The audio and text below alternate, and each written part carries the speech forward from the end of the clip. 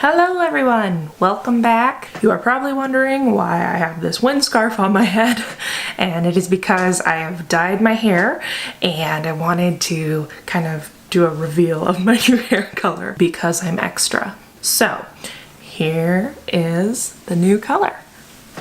Ta-da! I am obsessed with this red hair. As you've seen in my first two videos, I had a dark brown color, and when I went to my stylist, I didn't really know what I wanted. I knew I wanted something darker, and I just kind of told her to go for it, and then I didn't like it at all. I really disliked the dark brown. But this time I went in with pictures, mostly pictures of Rita Hayworth, and she pulled that dark brown to this stunning auburn color, and I'm so happy with it. I just think that it really suits my personality, and I just feel really pretty. I hope that y'all think it looks good, because I do, and if you don't, that's okay, but I'm happy. So today, as a welcome to my new hair color, I thought that I would do my first hair tutorial. So if you'd like to see how I wet set my hair and brush it out and style it to get this look, then stay tuned and I'll see y'all at the end of the video. Hey everybody! So as you can see, I am starting with my hair just kind of fresh from the shower and air dried. This is the natural texture of my hair. It's just kind of wavy, but overall pretty straight and just thick. There's a lot of it. So what you're going to need is some rollers. I use sponge rollers like these, and I have to use 2 packs because my hair is giant. You're going to need some setting lotion. This is Silk Elements, and I got it from Sally Beauty. And you're also going to need a paddle brush.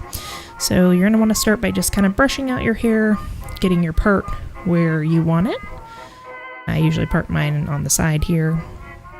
And then get your biggest size roller, which these are the same size, just different colors because they're from 2 different packs.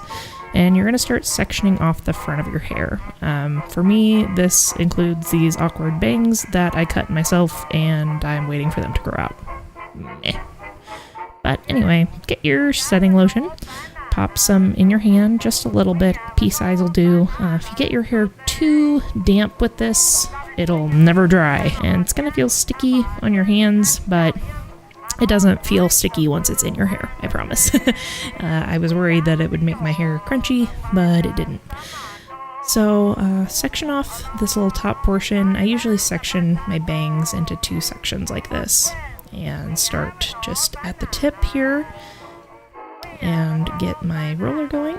I usually, when I have these like stringy bits, like those short awkward bangs in the front, I roll from the bottom a little bit just to make sure that you get those loose ends tucked up in there, and then yeah, just close the roller off.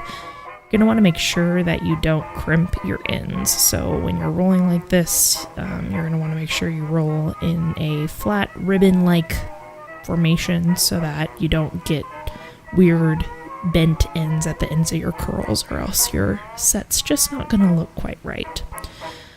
So really all I'm going to do now is just go around my whole head with these large rollers, and kind of make a crown around the top of my head. And yeah, I'm gonna keep doing that here, and we'll show you the next step when we get here.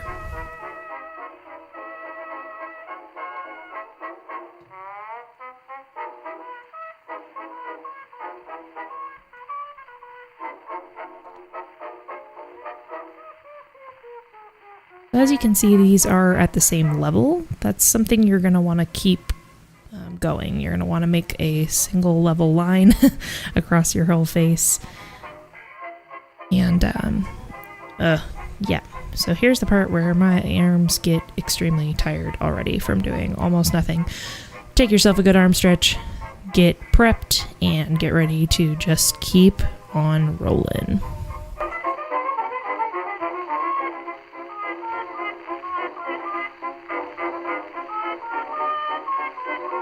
The back can be really, really hard sometimes and can get really frustrating. Just keep practicing. There's no good tip, unfortunately, for doing the back of your hair.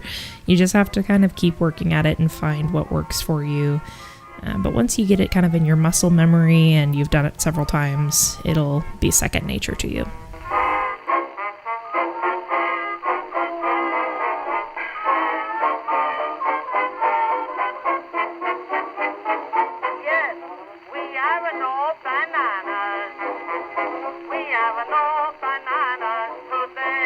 So now I'm just doing a second layer right under that first crown layer. I'm still using, for the most part, the same size roller, but as you'll see some of these green ones coming in here, those are ones that I use usually for the undermost layer of the hair because I find that that tends to be the layer to fall first. So if those curls underneath there are a little bit tighter, that usually just means that my set will last a little bit longer. So if you're going to use a tinier roller, I would definitely suggest using it on those smaller sections at the very bottom of your head and the nape of your neck.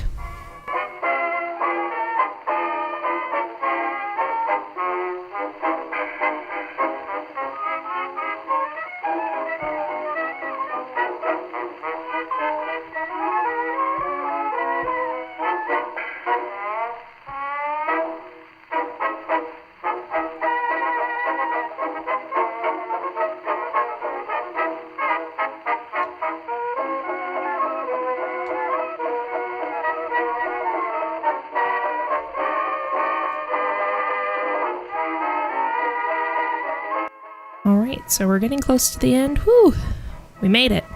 You probably won't need this many rollers. Like I said, I have a ton of hair. Who knows, maybe you do too. But once you get them all in there, you're going to take a scarf and wrap them up in it. The tension of the scarf just really helps to keep those curls tight. Especially if you're planning on sleeping on your curls, this is a really important step because it just keeps everything tight and keeps it from getting, frizzed around. Keeps it from getting frizzy and knocked around during the night. So get those all tucked up in there. I usually put a pin in the back of this here just to make sure everything stays stable. And now it's time to go to sleep. Good morning! So we've slept on the curls overnight. They should be completely dry. If they're not, you're going to want to leave the scarf on if you want to do any kind of light hair drying. I would suggest if you don't have a pull-over dryer for your head, then you're going to want to use a hair dryer on low heat, not on a hot, and you're going to want to hold it away from the curls and just get those as dry as possible. Even if they're just slightly damp and you pull out your rollers, they're not going to stay set when you do your brush out. Oop, coffee break. So here we are, everything's dry. We're just gonna start taking out these curlers. As you can see, these ringlets are really nice and tight.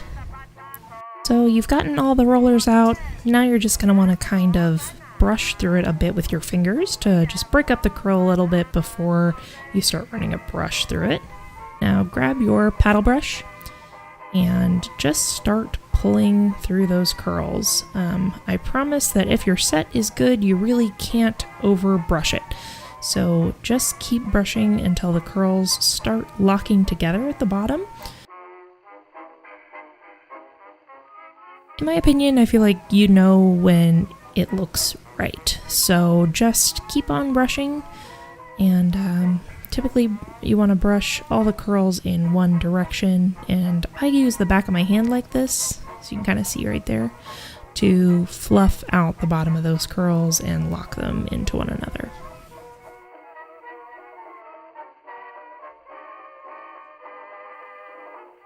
Alright, so once you've gotten to a good place with your brush out and your curls are looking nice and full, you're going to start the actual styling process. So for that, you're going to need a few things.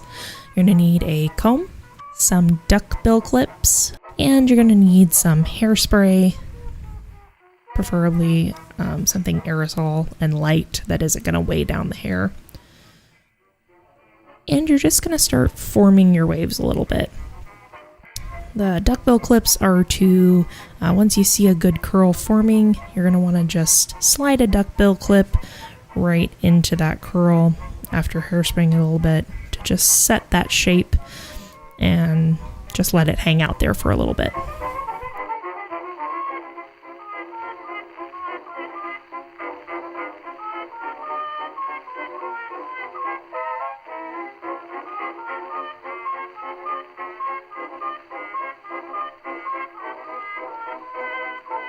Comb is really your best friend when you're sculpting these waves. You don't want to run a comb through them too much, or the fineness of the bristles is going to break up the curls in a way that is not really what you're going for stylistically. So use the comb to sculpt, but still use your brush when you're working really close to the curls like that.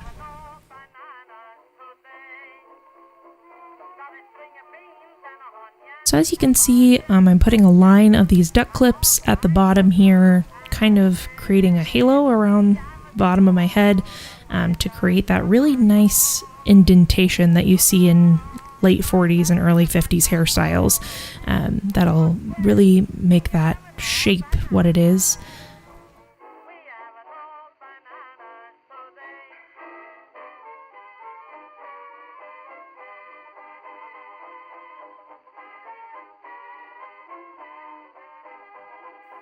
And then we wait. Once your hair's dry, the hairspray's dry, you're just gonna pull out those clips gently and spray a little bit more.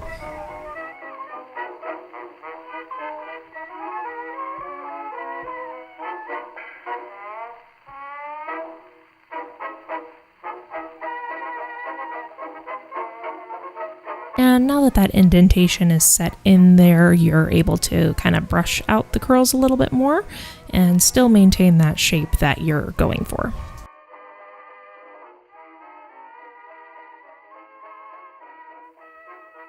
And then once I get everything pretty much where I want it, I give it another little spray.